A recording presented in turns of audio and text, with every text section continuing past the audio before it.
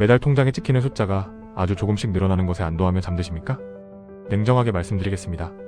당신은 지금 자본주의라는 거대한 엔진에 스스로 연료를 공급하며 녹아내리는 중입니다. 열심히 일해서 아끼고 저축하면 부자가 된다는 말, 그건 시스템이 당신 같은 성실한 노동력을 저렴하게 묶어두기 위해 설계한 가장 달콤한 함정입니다. 2026년 현재 아파트 관리비가 월세 수준으로 치솟고 점심 한 끼 후 마시는 커피 한 잔이 국밥 가격을 추월한 시대입니다. 당신이 연 4%짜리 적금에 목을 맬 때 시중의 화폐 가치는 당신의 노동 속도보다 훨씬 빠르게 증발하고 있습니다. 은행은 당신이 맡긴 돈을 지렛대 삼아 자산가들에게 빌려주고 자산가들은 그 돈으로 당신이 평생 벌어도 사지 못할 핵심 자산들을 선점합니다. 옆자리 동료가 무리하게 투자하다 손실을 봤다는 소식에 역시 안 하는 게 답이야라며 안심하십니까? 착각하지 마십시오. 그는 무모했던 것이고 당신은 무지한 것입니다. 무모함은 경험이라도 남기지만 무지는 당신의 노후를 빈곤이라는 낭떠러지로 밀어 넣을 뿐입니다. 단언컨대 지금의 저축 습관을 교정하지 못하면 당신은 평생 타인의 부를 위해 소모되는 부속품으로 살게 될 것입니다. 하지만 이 영상이 끝날 무렵 당신은 단순한 예금주에서 벗어나 자본의 생리를 꿰뚫는 전략가로 거듭날 것입니다. 시스템에 보이지 않는 손을 읽는 법을 전수해드리겠습니다. 직장인들의 자본주의 생존 전략을 전해드립니다. 자본주의 생존 가이드, 실전자본주의입니다. 여기 2명의 직장인이 있습니다. 부모님으로부터 돈은 아껴야 복이 온다는 교육을 철저히 받은 수능자 김상실과 자본의 논리를 깨닫고 본능을 역행하기 시작한 나실전입니다. 수능자 김상실의 일상을 보십시오. 그는 월급날이 되면 마치 의식이라도 치르듯 정기적금과 청약통장에 돈을 밀어 넣습니다. 남은 돈으로 한 달을 버티며 스스로를 알뜰한 사람이라 칭찬합니다. 하지만 그의 실제 삶은 어떻습니까? 김상실은 회사 근처 식당에서 500원이라도 싼 곳을 찾기 위해 매일 점심시간마다 앱을 뒤집니다. 그러면서 퇴근길에는 스트레스를 푼다며 SNS에서 화제가 된 15,000원짜리 시즌 한정 디저트를 결제합니다. 주말에는 남들이 다 가는 유명 팝업 스토어에 줄을 서며 10만원이 훌쩍 넘는 소품들을 사고 가심비라는 말로 스스로를 달랩니다. 김상실의 가장 치명적인 약점은 잔돈에 집착입니다. 그는 포인트 적립이나 할인 쿠폰에는 광적으로 집착하면서 정작 자신의 계좌가 매달 인플레이션이라는 세금에 의해 도려내지는 것에는 무감각합니다. 그는 연봉 1억을 모으기 위해 10년을 인내하지만 그 사이 수도권 아파트 값은 10억에 오릅니다. 김상실이 손에 쥔 1억은 10년 전에 구매력을 상실한 이름만 1억인 종이 뭉치에 불과합니다.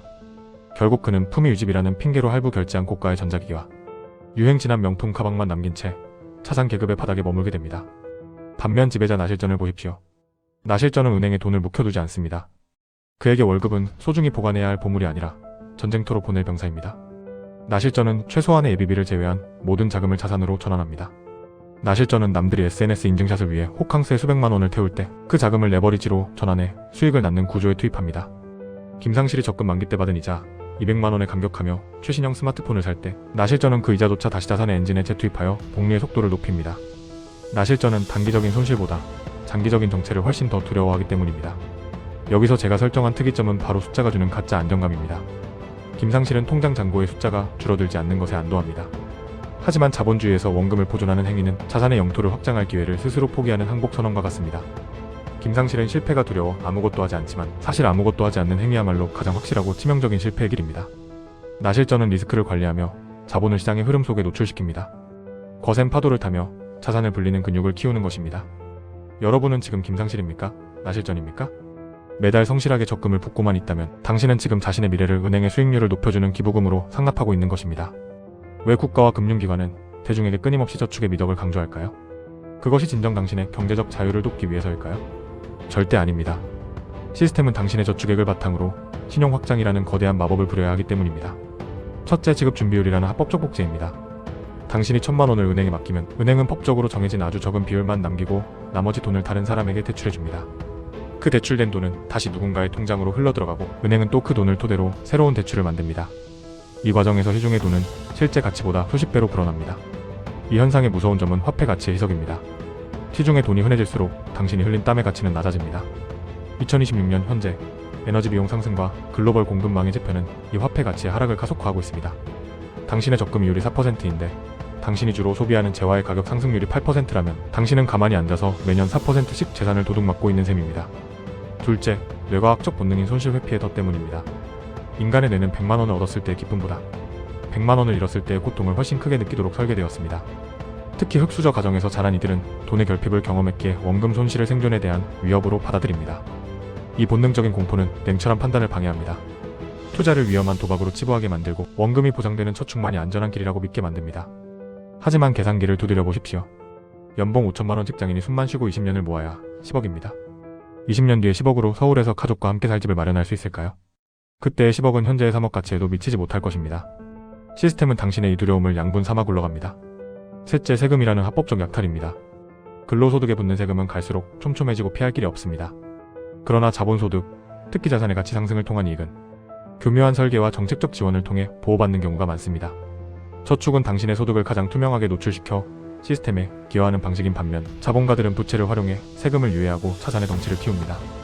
당신이 저축하는 이유는 경제의 메커니즘을 배우지 못했기 때문이고 그들이 투자하는 이유는 경제의 규칙을 이용하기 때문입니다. 이제 현실의 벽을 인지하셨다면 자산의 격차를 좁히기 위한 실질적인 방향성을 제시해드리겠습니다.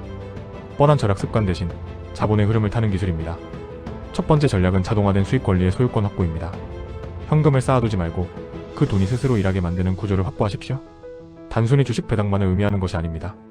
예를 들어 직접 사업을 운영하지 않더라도 수익성이 검증된 무인 매장의 지분권을 확보하거나 매달 안정적인 이용료가 발생하는 플랫폼의 운영 수익을 나누어 받는 구조를 만드십시오. 노동소득은 본인이 움직여야만 올라가는 계단이지만 이러한 시스템 수익은 당신을 태우고 올라가는 엘리베이터입니다. 계단에서 땀 흘리는 시간을 줄이고 엘리베이터에 탑승할 티켓을 사는데 자금을 집중하십시오. 두 번째는 인플레이션을 방어하는 우량 자산 레버리지입니다. 저축을 멈추고 부채의 성격을 재정의하십시오. 가난한 자는 당장의 소비를 위해 대출을 받지만 전략가는 가치가 오를 자산을 사기 위해 대출을 활용합니다. 화폐 가치가 하락하는 시기에는 내가 갚아야 할 빚의 실질 가치도 함께 줄어듭니다.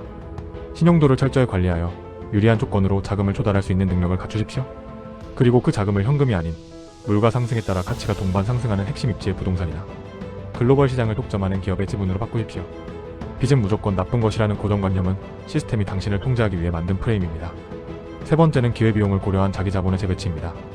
당신의 에너지를 1,000원 아끼는데 낭비하지 마십시오. 그 에너지를 1,000만 원의 가치를 창출하는 구조를 공부하는 데 쓰십시오.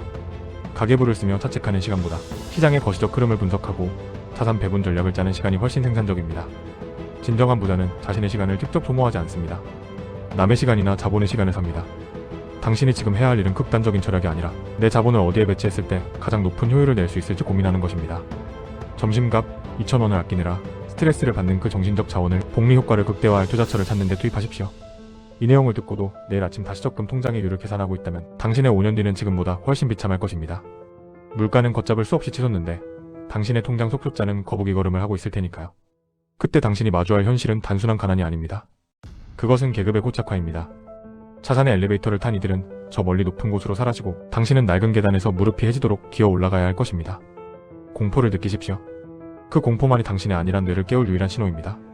당신이 신봉해온 성실한 저축이 사실은 당신의 발목을 잡는 촉수였음을 인정하는 순간부터 변화는 시작됩니다. 자본주의의 규칙은 차갑지만 그 규칙을 이해하고 올라타는 이들에게는 놀라운 기회를 제공합니다. 지금 당장 고정관념을 버리고 진짜 자산가들이 무엇을 소유하고 어디에 자금을 배치하는지 관찰하십시오. 당신도 나실전처럼 시스템 위에 설 수 있습니다. 단, 어제의 사고방식을 완전히 버려야만 가능합니다. 자본은 흐르지만 당신의 가치는 축적되어야 합니다. 실전자본주의였습니다. 구독과 좋아요로 생존의 동력을 확보하세요.